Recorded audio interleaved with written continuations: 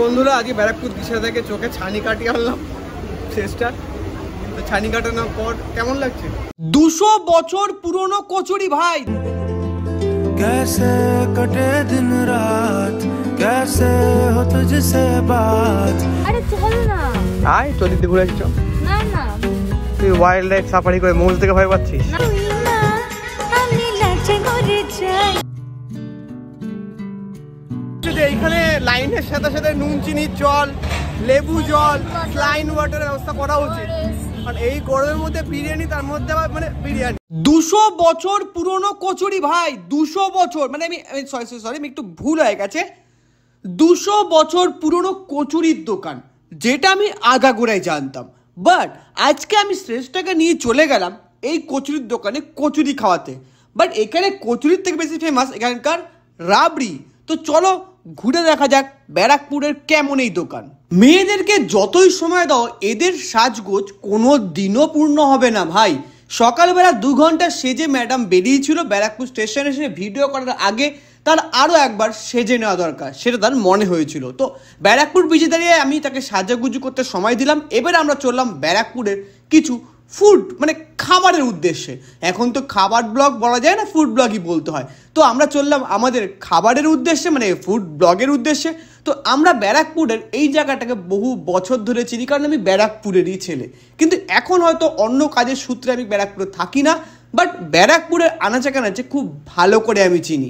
তাই আজকে ওকে একটু ব্যারাকপুর ঘোরাবো এবং ব্যারাকপুর সম্বন্ধে কিছু জিনিস বোঝাবো আর দেখাবো ব্যারাকপুরের 200 বছর পুরনো কচুরির দোকান। এখানে দাদা বৌদির প্রচুর লাইন, বাট আমরা এখানে যাবো না এবং আমরা চলে আসলাম সেই কচুরির দোকানে। এখানে ঢুকে সেই পুরোনো দিনের ছাপ আমরা দেখতে পারলাম। সেই পুরোনো একটা মানে সোদা সোদা গন্ধ থাকে, সেটাও আমরা এখানে পেলাম। এবং আমাদের সামনে কাকা ভাজছিল কচুরি গরম গরম, সেখান থেকে অর্ডার করলাম টুক করে 2 প্লেট কচুরি। তার মধ্যে থেকে কাকা কচুরি ভাজছিল এবং আমি ঘুরে দেখলাম এই কচুরির দোকানটি। বাট আমার একটা ভুল ধারণা ভাঙলো, এই দোকানে কচুরি মোটেই ফেমাস নয়, এই দোকানে ফেমাস তো এখানকার রাবড়ি। তো আর দেরি করলাম কেন, রাবড়ি অর্ডার দিয়ে দিলাম একটাই, কারণ আমি খুব একটা মিষ্টি খেতে পছন্দ করি না। কচুরি খেতে খেতে আমি একটা জিনিস বলতে চাই ভাই, 200 বছর হোক, 100 বছর হোক, 1000 বছর হোক, কচুরিটা আমার খুব ভাল লাগেনি। কারণ কচুরিটা যথেষ্ট পরিমাণে অয়েলি ছিল এবং কচুরির মধ্যে তেমন কিছু এক্সট্রা ছিল না যেটা অন্য দোকান থেকে আলাদা করতে পারি। বাট এটা না যে খারাপ, কচুরি খুব সেরা, কিন্তু ওই একই আগাগোড়া সব কটা দোকানের মতন। কিন্তু ভাই যখন কিনে এদের রাবড়িটা আমি টেস্ট করলাম তখন বুঝলাম এই দোকানটা কেন এত ফেমাস। এর মতন রাবড়ি আমি আর কোথাও খাইনি, অন্তত কলকাতায়। দারুণ খেতে, এবং এই কারণেই হতো এই দোকানটা এত বছর ধরে এত জনপ্রিয় সবার কাছে, এদের রাবড়ির জন্য।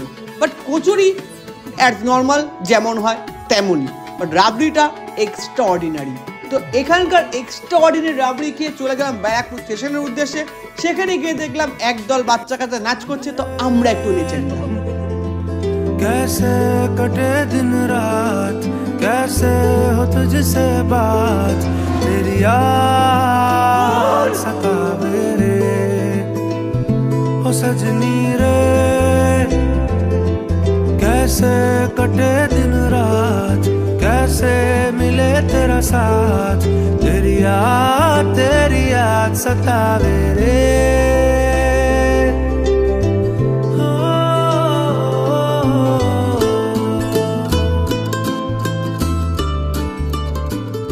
ব্যারাকপুর অঞ্চলের পুরনো নাম চানক। ব্যারাকপুর ভারতের পশ্চিমবঙ্গ রাজ্যের একটি প্রাচীনতম শহর। গঙ্গার তীরবর্তী এই শহরটি সিপাহী বিদ্রোহের সময় মানে 1857 বা ভারতীয় জাতীয় মহাবিদ্রোহের কারণে বিশালভাবে বিখ্যাত। বিপ্লবী মঙ্গল পাণ্ডে ছিলেন এখানকার প্রথম প্রতিবাদী, যিনি ব্যারাকপুর থেকে ঔপনিবেশিক ব্রিটিশ শাসনের বিরুদ্ধে তার প্রতিবাদ শুরু করেছিলেন এই স্থান থেকে। প্রকৃতপক্ষে এই একটা মাত্র ঘটনা যা ব্যারাকপুরকে আন্তর্জাতিক ইতিহাসে স্থান দিয়েছে। তো বুঝতেই পারছো ব্যারাকপুর কত ফেমাস একটা জায়গা। মোষগুলো বাড়ি চল, ভালো লাগছে না। চল তো। কালো মোষ তাড়া করে কিন্তু। আরে চল না। আয় চল দিতে ঘুরে আসছো। না না তুই ওয়াইল্ড লাইফ সাফারি করে মৌজ থেকে ভয় পাচ্ছিস? না না এসব মোষ তো সব ভালো। তুই ওয়াইল্ড লাইফ সাফারি করবি বলছিস? হ্যাঁ কি থাকবে? বাঘ।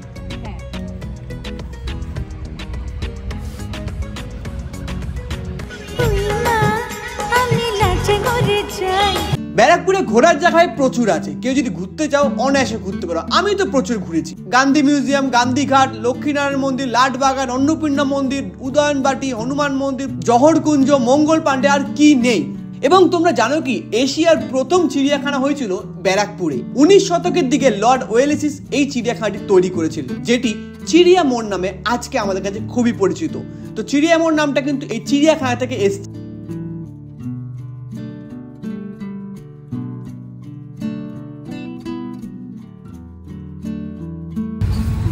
আমার মনে হচ্ছে যে এইখানে লাইনের সাথে সাথে নুন চিনির জল, লেবু জল, স্লাইন ওয়াটারের ব্যবস্থা করা উচিত। কারণ এই গরমের মধ্যে বিরিয়ানি, তার মধ্যে আবার মানে বিরিয়ানি গরমে, তো আমরা ডিসাইড করেছি ভাই নেই, এত লাইন দিয়ে বিরিয়ানি খাবো না, অন্তত পোষাবে না। না না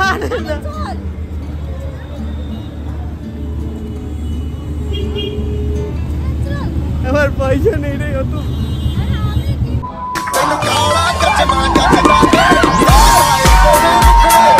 আমরা দাদা বৌদি গেছিলাম, প্রচুর লাইন দেখে আমরা গরমে সহ্য করতে না পারে বললাম ফুটো মাখি প্রন খাবো, খাইতে দিল না। ফুটো মাখি,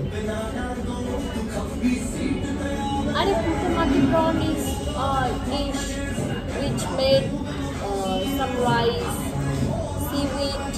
বল না ভাই, ফুটো মাখি মানে সামান্য ভাত দেবে, মানে জংলি পাতা, টমেটো ঘষে দেবে, উপরে পেঁয়াজ ঘষে দেবে, কাঁচা মাছ আর ডিম মাংস দিয়ে মুড়িয়ে দেবে, না খাও।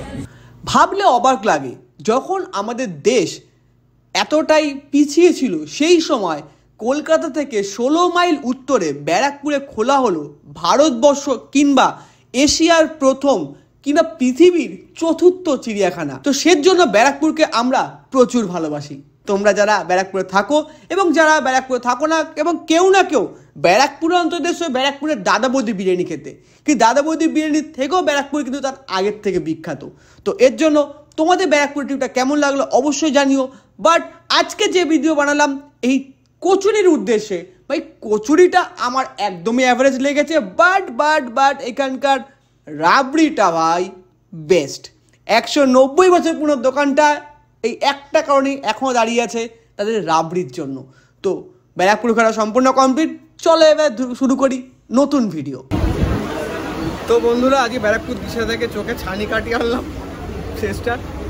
তো ছানি কাটানোর পর কেমন লাগছে দেখতে পাচ্ছ, চোখে ছানি কাটিয়ে এক নিরুপমা মানুষকে নিয়ে যাচ্ছি, ওই কি নিরুপায় মানুষকে নিয়ে যাচ্ছি।